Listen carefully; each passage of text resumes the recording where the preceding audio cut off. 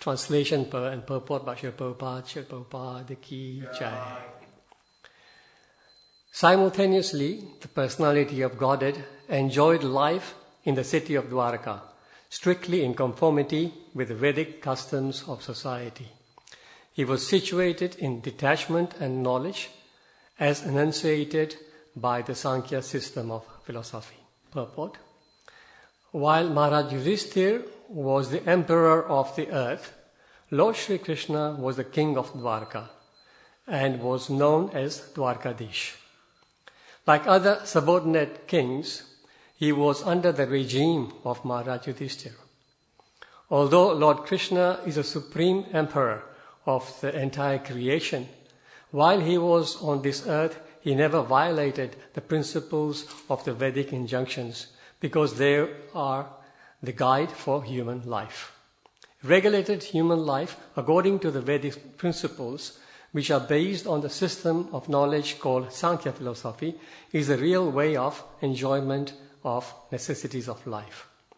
Without such knowledge, detachment and custom, the so-called human civilization is no more than an animal society of eat, drink, be merry, and enjoy. The Lord was acting freely as he willed, yet by his practical example, he taught not to lead a life which goes against the principles of detachment and knowledge. Attainment of knowledge and detachment are very elaborately discussed in the Sankhya philosophy. That is the real perfection of life. Knowledge means to know that the mission of human life is to end all miseries of material existence, and that in spite of having to fulfill the bodily necessities in a regulated way, one must be detached from such animal life. Fulfilling the demands of the body is animal life, and fulfilling the mission of the spirit soul is the human mission.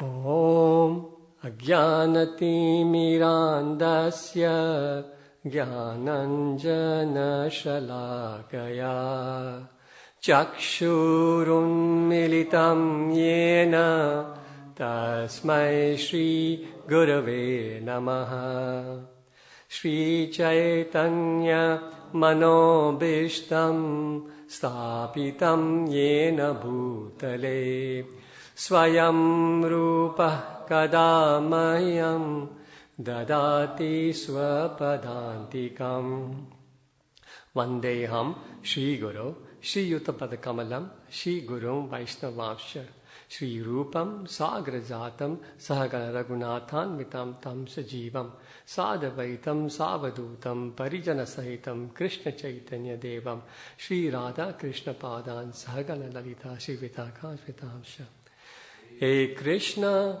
Karuna Sindhu Dina Bandhu Jagatpate Gopesha Gopika Kanta Radha Kanta Namostute Tapta Kanchana Gaurangi Radhe Vrindavaneshwari Prishabhanu Sute Devi Pranamami Hari Priye Vancha Kalpa Tarubhyascha Kripa Sindhubhya Evacha Patitanam Pavanebhyo Vaishnavebhyo Namo Namah. Jai Shri Krishna Chaitanya Prabhu Nityananda Shri Advaita Gadadhar Shri Vasadi Kaura Bhakta Vrinda Hare Krishna Krishna Krishna Hare Hare Hare Ram Ram Ram Hare Hare. Shri Prabhupada Ki Jai. So my humble obeisances to everybody in the audience, the temple here, also everybody online. I seek your blessings so that I can say something meaningful on today's topics and at the same time purify my heart and my speech. Just repeating the translation once again. Simultaneously, the personality of Godhead enjoyed life in the city of Dwarka, strictly in conformity with the Vedic customs of society. He was situated in detachment and knowledge as enunciated by the Sankhya system of philosophy. So let's look at the context first. So at the end of the first chapter, Vidura and Uddhava met, and Vidura asked Uddhava to glorify Krishna. So in chapter 2, which is entitled Remembrance of Krishna, Uddhava spoke about Krishna's activities, Krishna's beauty, how bewildering his activities were, his pastimes in Vraj generally. In this third chapter, Uddhava is speaking about his pastimes outside Vrindavan, which is Mathura and Dwarka. So the third chapter begins with Uddhava speaking about the killing of Kamsa. And then he speaks about Krishna's education, his marriages to different queens, and also the begetting of his children. Then he speaks about the various demons. No, he doesn't speak about it. He speaks about killing of the various demons and also the Kurukshetra war. He explains how Maharaj Yudhishthira was established on the throne. Also explains how Uttara's womb was protected by Krishna from the Brahmastra of Ashwatthama. And in the verse yesterday, Antaranga Prabhu gave such a wonderful class. It is said, Maharaj Yudhishthira, constantly following Krishna, the personality of Godhead, protected and enjoyed the earth, assisted by his younger brothers. So that's why today's translation starts simultaneously. So now it's comparing, whilst Yudhishthira Maharaj is enjoying this whole earth, because Yudhishthira Maharaj is the emperor of the whole earth. It's said in the Shastra, Sasagara. Sasagara means including the oceans. He ruled the whole world like that. So, like I said, so simultaneously, Krishna is actually enjoying the entire universe. So, this verse speaks about two of Krishna's 6 opulences. Anybody can say what they were? Paying attention to the translation? Yes. Knowledge and detachment. Thank you so much. Yeah. So these are 2 of the 6. What are the other 4? Wealth, strength, beauty, and fame. Yeah. Thank you. Yes. Prabhupada often quotes this wonderful verse. I think it's from the Vishnu Purana. Aishvaryasya samagrasya virasya yashasya shriya jnana vairagya yoschaiva sharanam iti bhagam itinkana. No, sharanam iti bhaga sharanam bhaga itikana. Yes. So yeah, wonderful verse reminding us of Krishna's total opulences. In this word, in the verse today, the word loka appears. Loka, what does loka generally be translated as? Anybody? Planet, planetary system, general populace as well, exactly, general people. But today, Prabhupada translates it as customary, which is unusual. I've never sort of heard loka translate customary. But they just prove to show that the Sanskrit language is so complex. And each word can have so many different meanings depending on context. And this is why when Prabhupada says, stay away from translations of other people, especially scholars, because if they're not devotees, they will not have the insight and they will translate things differently and we'll end up getting completely different meanings. So that was interesting. Another interesting word here was Dvarvatiyam. Dvarvatiyam. What was translation? How did Prabhupada translate that? Anybody remember? I have it on my Oh, you got it there, right?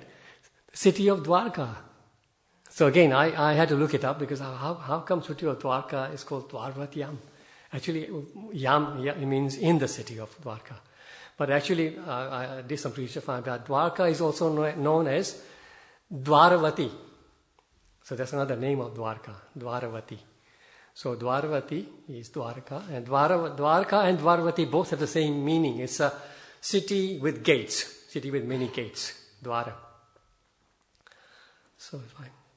So as we normally do, I'd like to go to the purport and try and sort of dive deeper into Prabhupada's purports. So first, Prabhupada begins by explaining that while Maharaj Yudhishthira was the emperor of the earth, Lord Krishna was the king of Dwarka and was known as Dwarkadish. Like other subordinate kings, he was under the regime of Maharaj Yudhishthira. So, to just fall in terms of the custom of the time, Sri Krishna, although Sri Krishna, here is a Vishvatma, Vishva Atma. He is the soul of the universe. And he is the supreme proprietor of the entire universe. Not just the entire universe, the entire material nature, all the universes. And yet, he is willing to be subordinate to Maharaj Yudhishthira, who was the emperor of the earth. So this basically explains how Krishna is renounced. He is the owner, controller of the entire universe, yet he is not attached to that position. So, yeah, he was willing to work under the regime of Yudhishthira. In the end of Bhagavad Gita chapter 10, Krishna says, Athava bahunaitena kim jnatena tavarjuna vishtabhyaham idam krishnam ekam shena sthito jagat. He says to Arjuna, because this is after explaining all the wonderful opulences that Arjuna asked Krishna to explain. Krishna explained all these wonderful opulences.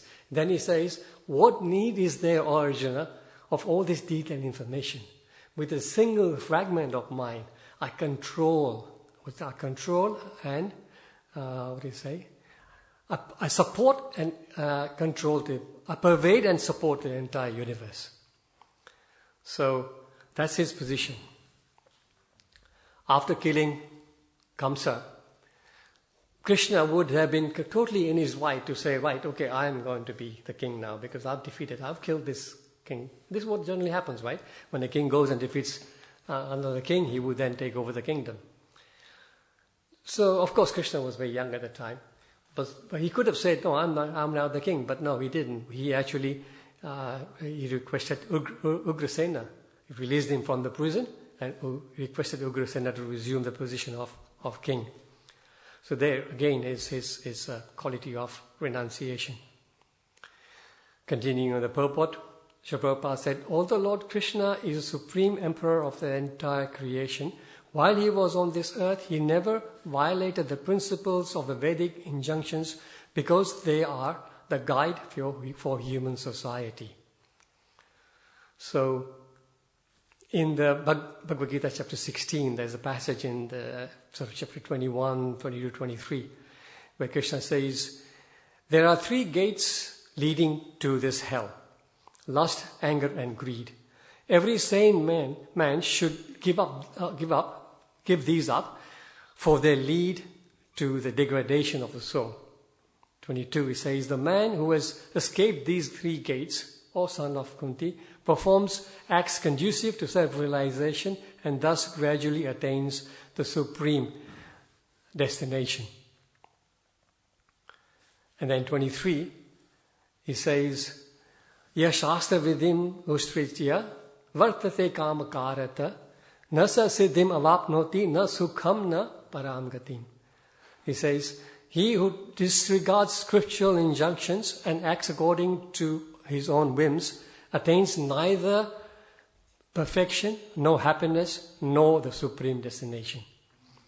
So this is explaining what he's saying. He says he never violated the Vedic principles because the injunctions, because they are the guide for human life. In the purport, Srila Prabhupada gives beautiful step-by-step sort of information about it. He says, in the humans, I'll read this out. In the human society, in the human form of life, a living entity is expected to be sane and to follow the regulations given for elevating his life to the highest platform. But if he does not follow them, then he degrades himself. Then he says, but even if he follows the rules and regulations and moral principles, but ultimately it does not come to the stage of understanding the Supreme Lord, then all his knowledge is spoiled. Then he says, but even if he accepts the existence of a Lord and he does not engage in his devotional service of the Lord, then his attempts are spoiled. So you see, the whole thing is there, right? Even if you know. And then he ends up by saying, therefore, one should gradually raise himself in a platform of Krishna consciousness and devotion service. It is only then that he can attain the highest perfection stage, not otherwise.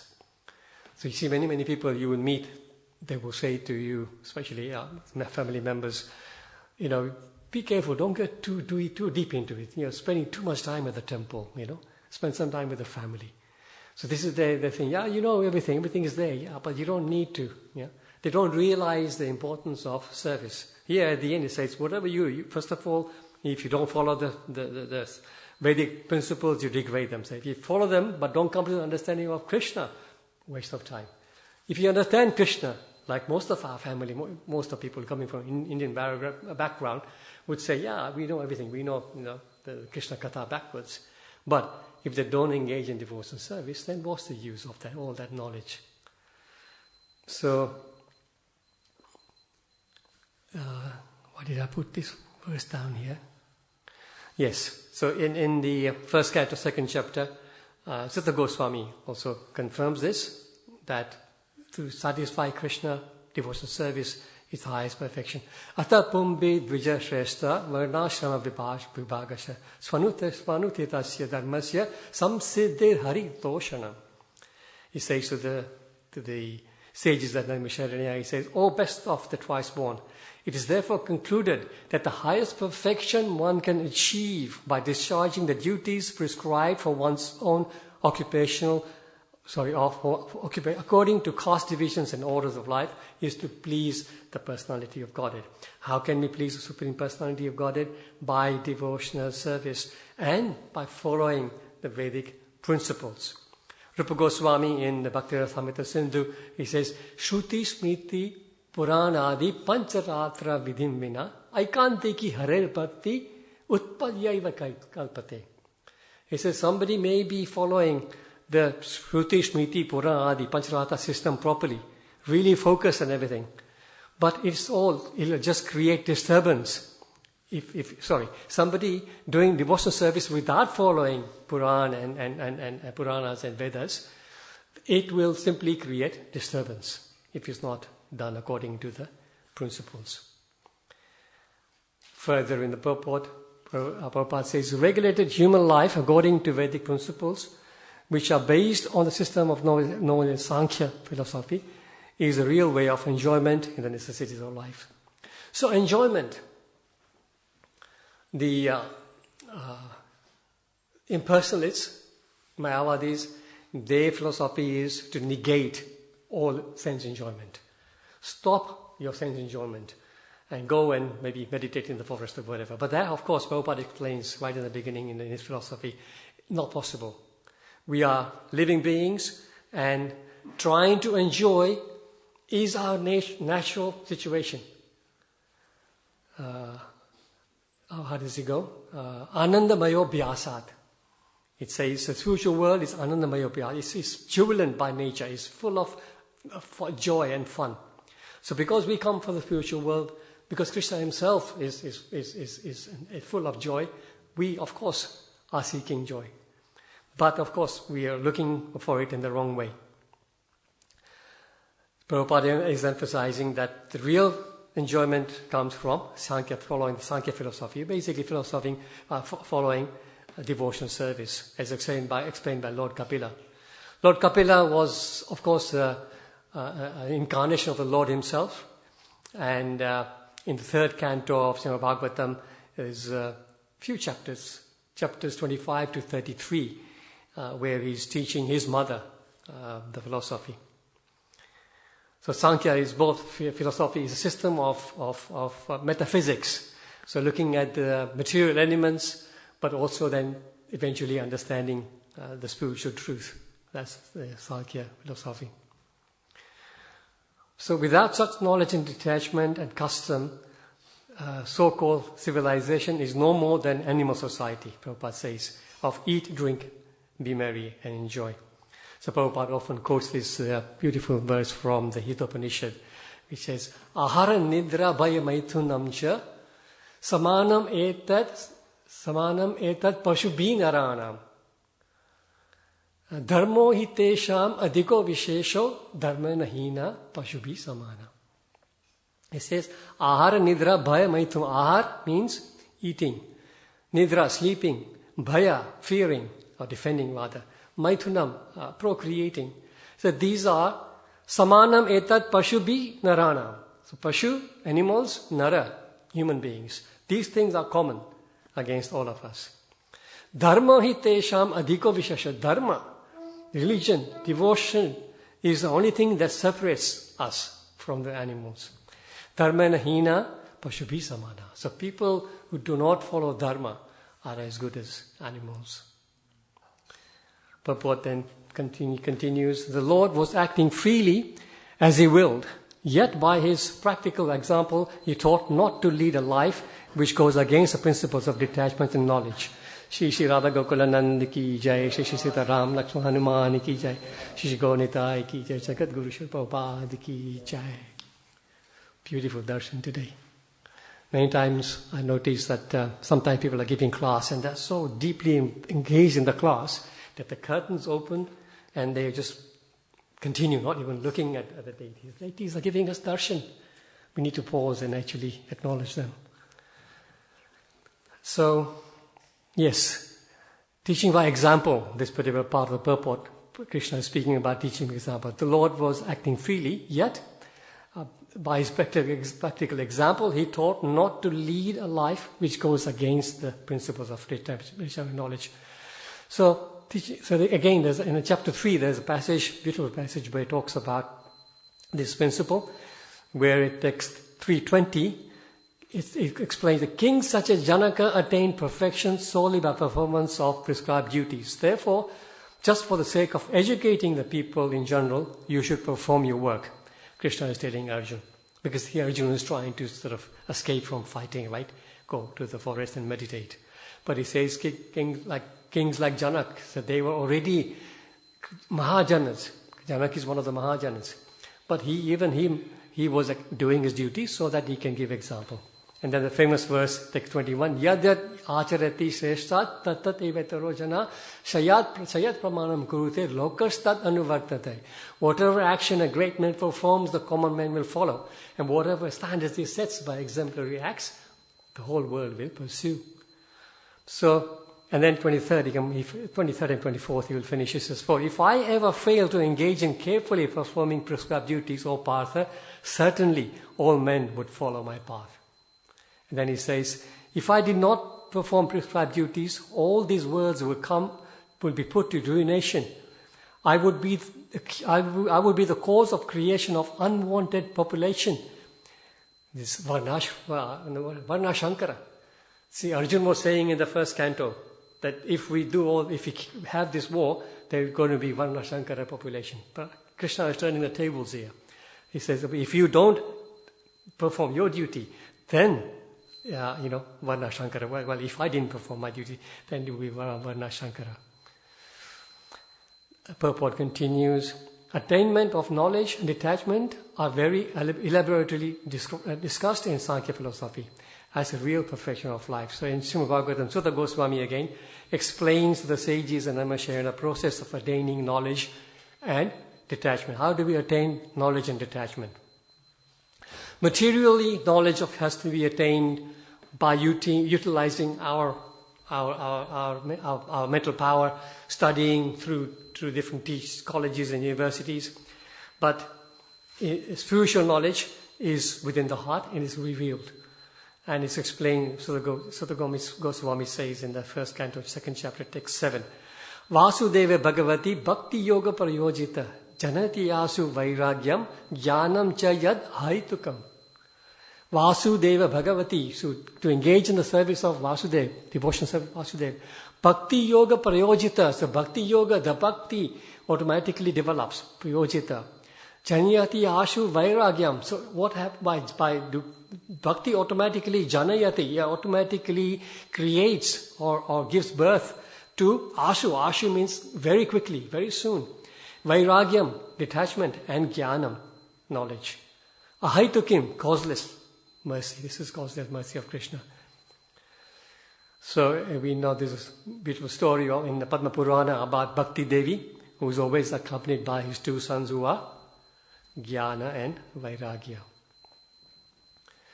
The purport continues, fulfilling the demands of the body is animal life, fulfilling the mission of the spiritual soul is the human life. I think that's the end of the purport, isn't it? Yes. So, in the Chaitanya Charitamrita, Krishnadas Kaviraj Goswami says, Atmendra Priti Vancha Tare Bali Kam, Krishnendra Priti Icha Dhare Premanam. He says, this desire to gratify our senses, our own senses is calm, but the desire to please the senses of Lord Krishna is prema. And Lord Rishabdev, during his instructions to his sons in the 5th canto, 5th chapter, for the very first verse, he says, Rishab Uvacha, Nayam deho deha brajang nimloke kashtan kaman arhate vidbujam ye tapo divyam putrakaye na satvam sudyed yasma brahma saukyam tvadantam. The Rishabh is saying his to his son, my dear boys, of all the living entities who have accepted material bodies in this world, one who has been awarded this human form should not work hard day and night simply for sense gratification, which is available even to dogs and hogs that eat stew. One should engage in penance and austerity to attain the divine position of devotional service. By such activity, one's heart is purified. And when one attains this position, he attains eternal blissful life, which is transcendental to material happiness and which continues forever. So this is the mission of human life, and in this text and purport, Krishna, and of course Srila Prabhupada with his purport, are reminding us of this very, very basic philosophy, the basic way of life for human beings. So we have a few minutes left, and today, of course, is the disappearance day of Sri Jaydev Goswami. So Jaydev Goswami appeared in the 12th century, 1141 or something like that. There's almost, about 300 years, over 300 years before the appearance of Sri Chaitanya Mahaprabhu. He used to serve in the court of the king, Lakshmana Sen, in Bengal. Jaydev, his wife's name was Padmavati, and both of them were very, very pure, very, very staunch devotees of Lord Krishna. At some time, he then quit his position at the court of the king, and he left all the opulent life, and he lived very peacefully in a grass hut, it said, in a place called Champahati in Navadvip. So here, he compiled the famous Gita Govinda. So Gita Govinda is a compilation of wonderful verses expressing intense feeling of separation that Radharani feels just before the Rasa dance. It, of course, by describing that, it describes very, very intimate pastimes of Radha and Shri Krishna. So very, very elevated literature. It is said that one day, we were discussing this morning, before just after the Mangalarati, it says one day that he was working on Gita Govinda, he inspired to write a particular thought that came to him. Of course, it was in those days, this was times before paper was invented, so he was writing on palm leaves. And he wanted, in his mind, the thought came that I'll write down that Krishna bows down to touch the lotus feet of Srimati Radharani. But as soon as he thought about that, he thought, how can I say that? Can I really write that? That's really demeaning Krishna's position, touching the feet of Radharani. And he thought, okay, I'll take a break. You know, sometimes when we are doing something detailed, we think we get stuck and we're not sure. Okay, we'll take a break. Have a Kit Kat. Go for a walk or something, right?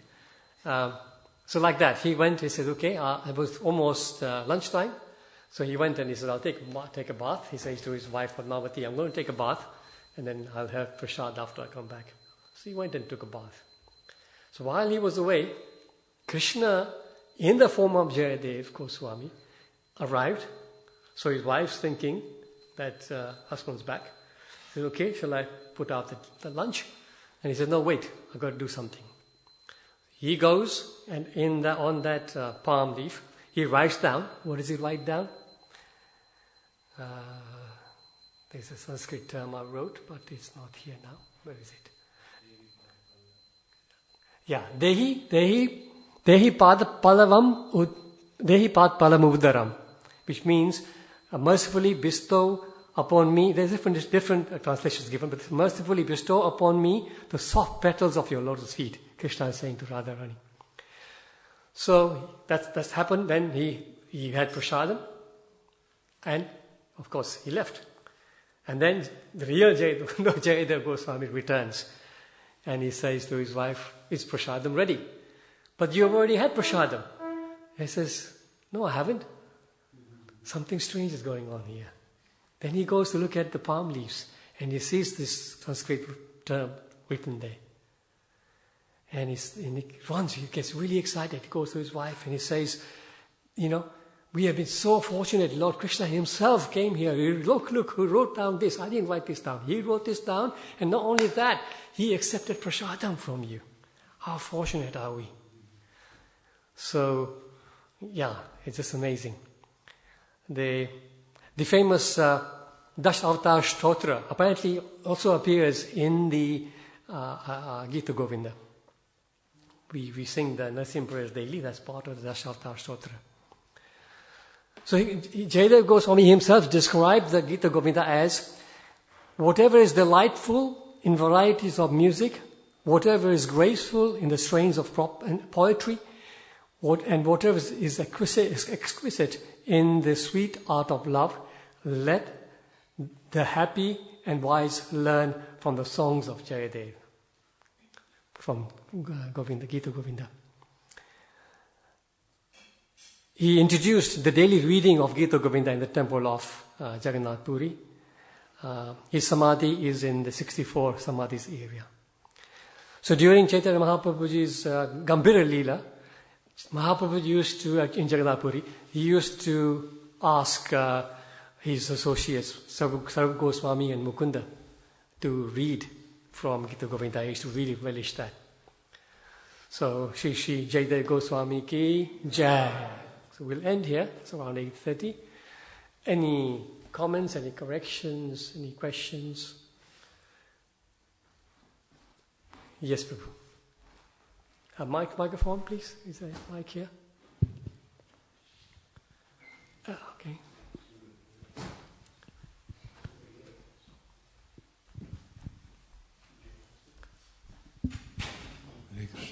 I don't have a question. Just want to comment that I noticed that you have memorized even the English translation, so many verses by heart. So I've never seen that in ISKCON, so that's wonderful, very inspiring. Thank you. Only a few of them. Thank you.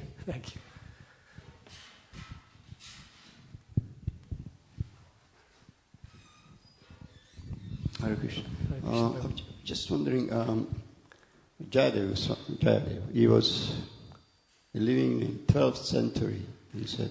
Yes. And what's a time when what's the name is that Ishvara Puri, who was first exhibiting symptoms of love of God in Madhura Rasa. What is his name?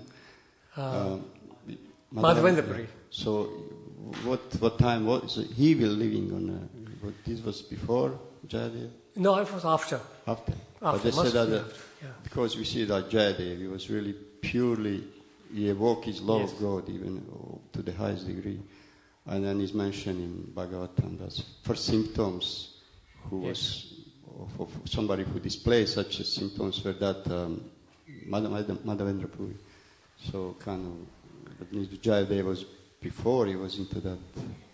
Yes. So, to be honest, it's speculation that he was before. I stand to be corrected if it's not. But my understanding is that, yes, this knowledge existed in the Gita Govinda, but it was kept very much hidden. People didn't discuss it so much because it is very, very esoteric, very, very deep philosophy. And the Brahmanas did not want the normal people to get into this because they would start misunderstanding Krishna and the usual thing, right? So that's why it was kept sort of hidden. That means that Madhavendra Puri was first one who started to propagate. Exactly. Others were just keeping... Exactly. It was kept amongst very, very rare, very, very sort of very exalted devotees, and Madhavendra Puri then opened it up for all of us to hear. I have also a question regarding others. It's something from yesterday which came to my mind when we see the merit of chanting of the holy name or studying Srimad Bhagavatam is far, far greater than Ashvamedha Yagya. And I'm just wondering, I'm sure that Maharaj Yudhishthira knew that. Why would undergo such an impossible, unimaginable way to collect the wealth and tons of ghee? I'm just wondering, is it to make a show for others to impress upon them? Or he didn't know, or why would undergo if chanting is so potent? Or it's just that the merit of chanting or studying Bhagavatam is more individual, kind of gives you more spiritual benefit than all these yagyas.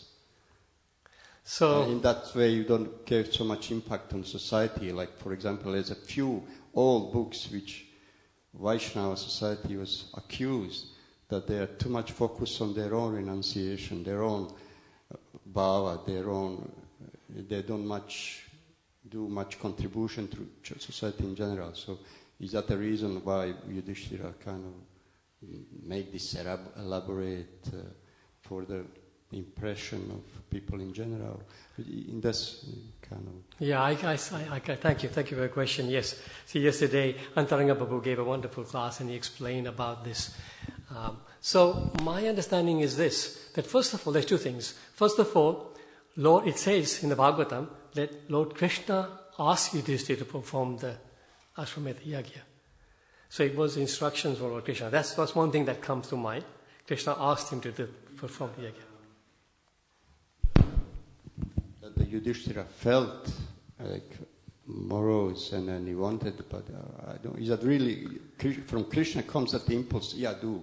Or he would just want him to pacify him. Okay, do this yagya. Yes. I'm just wondering, is it from Krishna? I think very soon after pacifying him, Krishna actually. I remember reading somewhere.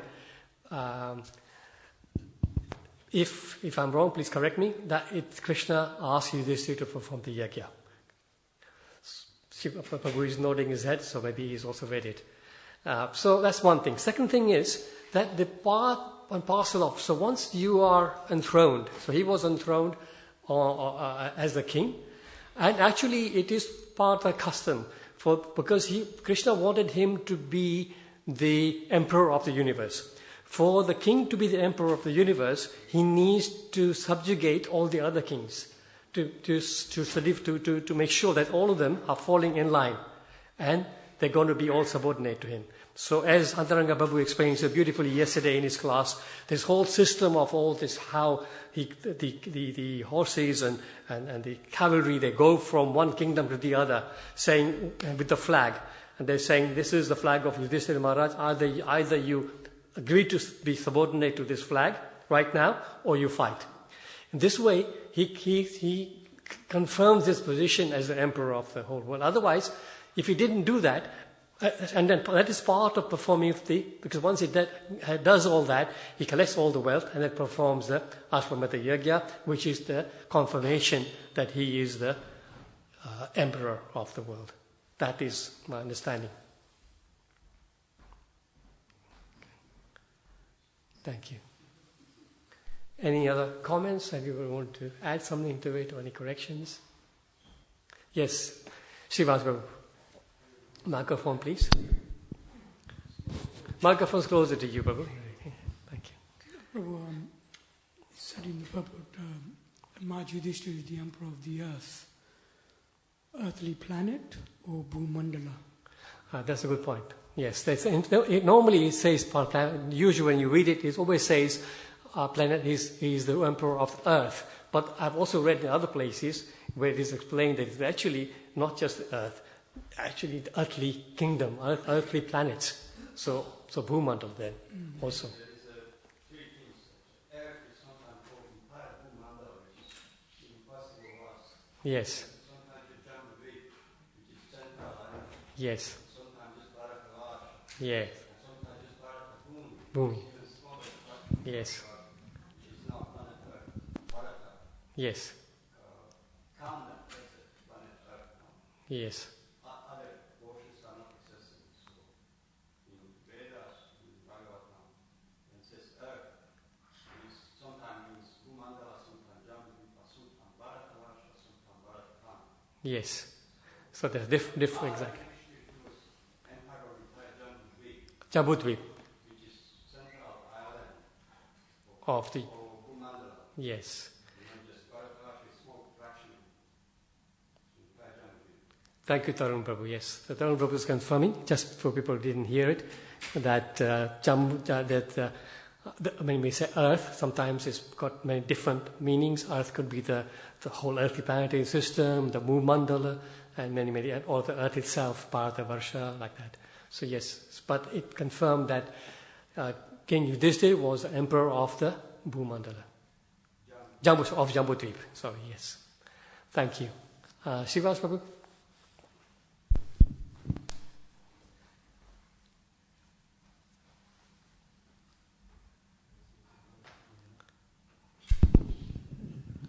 So, Krishna's plans are hard to understand.